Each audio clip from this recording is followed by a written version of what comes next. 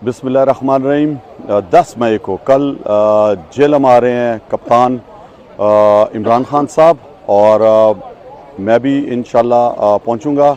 मेरी तमाम जेलम के पाकिस्तानियों से ये अपील है कि कल आपने साबित करना है कि जेलम जो है वो गाजियों का शहर, शहीदों का शहर, वो लोग जो मुहिब वतन पाकिस्तानी जिन्होंने अपनी जानों का नजराना दिया है, उनके ख़ानदानों का उस सरजमीन में इमरान खान साहब आ रहे हैं और इस इम्पोर्टेड, इस गद्दार हुकूमत के ख़िलाफ़ आ रहे हैं। तो मेरी आपसे गुजारिश होगी जेलम के गयूर अवाम से कि आपने भरपूर शिरकत करनी है।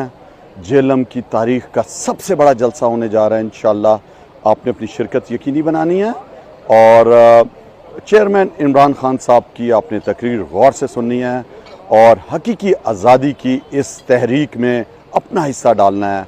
और इंशाअल्लाह जब वो कॉल देंगे इस्लामाबाद की इमरान खान साहब, तो उसमें आपने भरपूर शिरकत करनी है। कल के जलसे में जेलम में मेरे तमाम जेलम के इर्द गिर्द के लोगों से भी ये गुजारिश है कि उन्होंने भी भरपूर शिरकत करनी है।